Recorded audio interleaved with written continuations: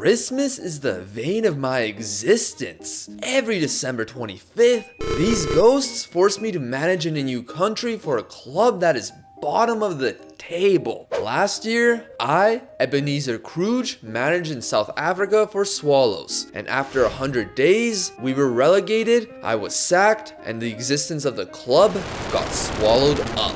At the very least, my rival Sam Dice, who took over TS Galaxy, one spot above me, failed in the playoff and was also sacked. That's when I decided to make a deal with the present, the ghost of Christmas present. Look, I know there was a challenge put on me last year, but let me make a compromise. For 3 years, I have to manage one season in a big league, one in the rest of Europe, and one outside of it. If I can avoid relegation twice, I'll let this challenge end. If I fail, I'll do it for 5 more years. Well, I saw this coming. And maybe the previous challenge was a little more ambitious on our end.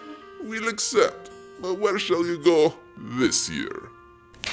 I have 150 days to save Winterthur, who are bottom of the Swiss Super League on Christmas. Fitting name. It's a 12-team division, where last place has you relegated, and 11th participates in a playoff with a team from the division below. Currently, Thun is in that spot. FC Thunberner Oberland, managed by Sam Dice. According to an alternate reality ghost, Thun are incredible. Observing Winterthur's situation, they didn't have a bad season up until November, where they lost their ability to score, losing all 4 matches. December went slightly better with a win and a draw, but elimination in the Swiss Cup to Stade Lyonnais and goal-scoring problems led to Chrooge in charge by Spirit Mediums. On the face of it, Winterthur has decent players. Nishan Burkhardt, who's faster than lightning, Haim Kasami, who's an experienced box-to-box midfielder, and defenders who don't look terrible for this level. For a debut, it's as kind as it can get, with 10th place Grasshoppers at home, and a visit to Sam Dice on the 25th.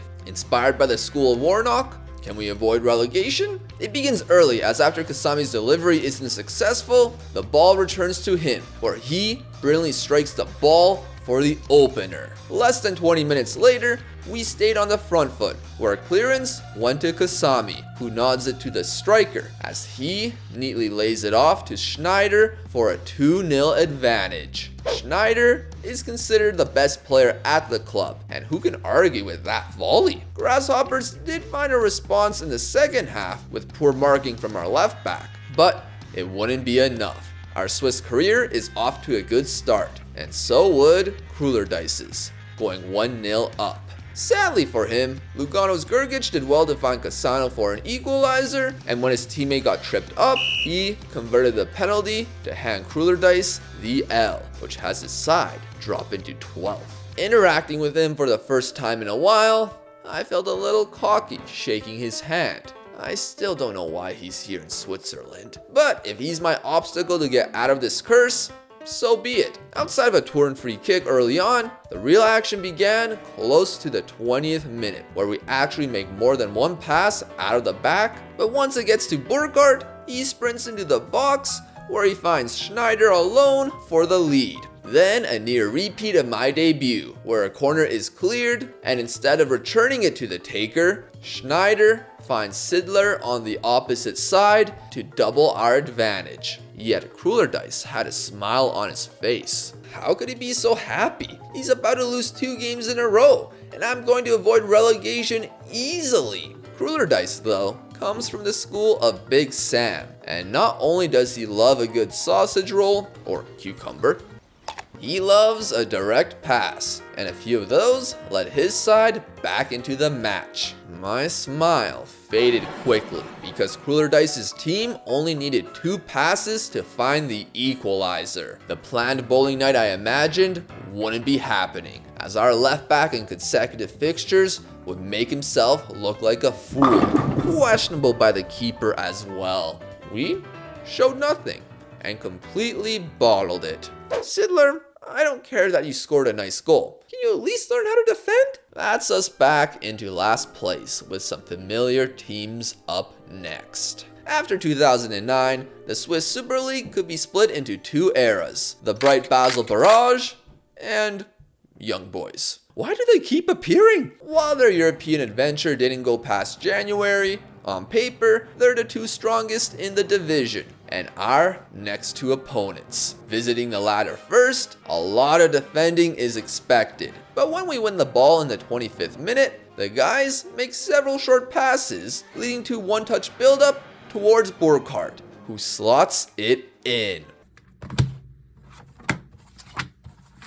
I didn't teach them that. What I did teach is keeping a defensive shape strong. It took 3 games to absorb my knowledge, as Young Boys failed to get past Capino. What a brave performance. But they'll need to dig deeper versus FC Basel. A Basel side with Xherdan Shaqiri?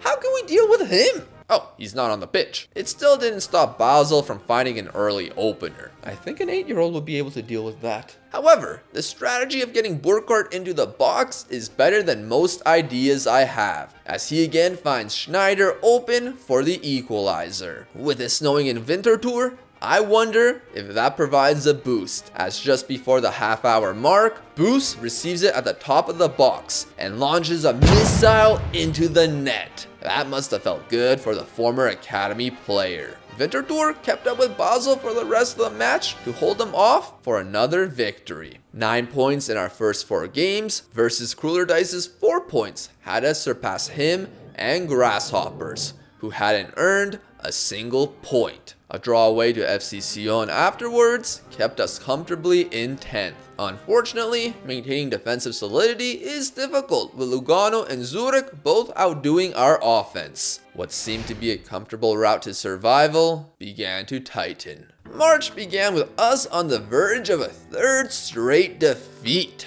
Servette were ahead, but in the 90th minute, they fell asleep as Boos was found wide open for the equalizer. Young Boys following gave us a whooping to remember for revenge. That's not great momentum going into another matchup with Sam Krullerdice. Why are we facing them again so soon? Since the Swiss Super League only has 12 teams, you face each opposition 3 times. Afterwards, the competition splits in half, where in whatever group you're in, the teams with you are your final 5 opponents. That means we will face Sam not just in this encounter, but once more post match day 33. Due to the previous result, 1 point separated us. The good news is that automatic relegation is unlikely. Grasshoppers are awful. The bad news wouldn't be for me, as Nishan Burkhardt found a first half brace. Wait, another 2-0 lead? Oh no.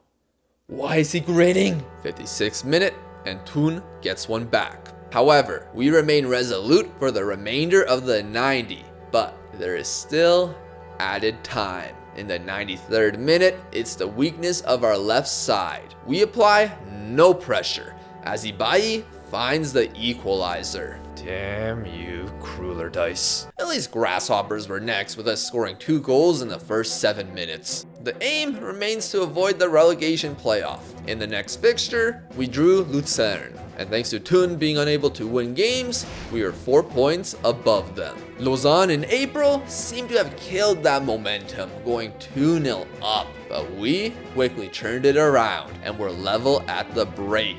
Then, in the 82nd minute, it's the man of the season, Burkhardt, found for the winner. Next, a solid defensive display away at St. Gallen led to a draw. Now, the league has split. Thun's 2 points since our draw had them fall 7 points behind. In our new set of 5 fixtures, we visit them in our second match. Win that, and we ought to be safe. Easier said than done. In the match prior to that, we got destroyed 3-0 by Lausanne. Meanwhile, Thun won against Grasshoppers, causing our gap to shrink to 4 points. Sam seemed calm, while I was breaking it, as another bad result could see that relegation threat return. However, 6 minutes in, it's the man we love so much, Nishan Burkhardt, who's found at the back post. Based on previous matches, we should go up 2-0. But in the middle of an argument with the big fella, he told me to turn around, as his side equalized. This ends the trend of me bottling a 2-0 lead against him.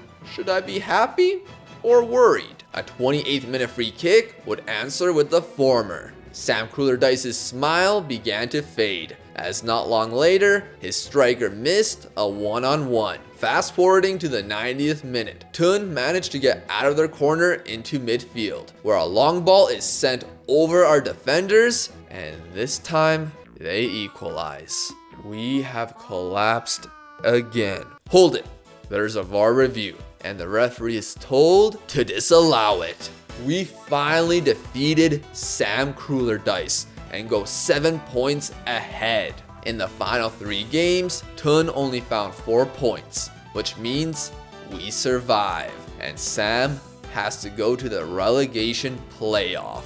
Grasshoppers are dead. For Sam, he faces Yverdon, who were automatically relegated last season. In this 2-legged encounter, Yverdon hosted the first match and scored early. However, they're a Challenger League team for a reason, as Tun quickly leveled the score. In the second half, Tun should have done enough to be in the lead, but couldn't convert this breakaway. Still, they have home advantage, and I'm sure Sam would not want to fail in playoffs consecutively. His team was under pressure though. After a corner kick was cleared, the deliverer received the ball again and made a much better cross to find his teammate for the lead. Tun would fight and hit the bar a half hour in. They remained behind at the break and struggled in the second half. They couldn't find a shot on target until the 74th minute. 7 minutes later, Elias Pash toyed with his opponent, and with enough space, he went inside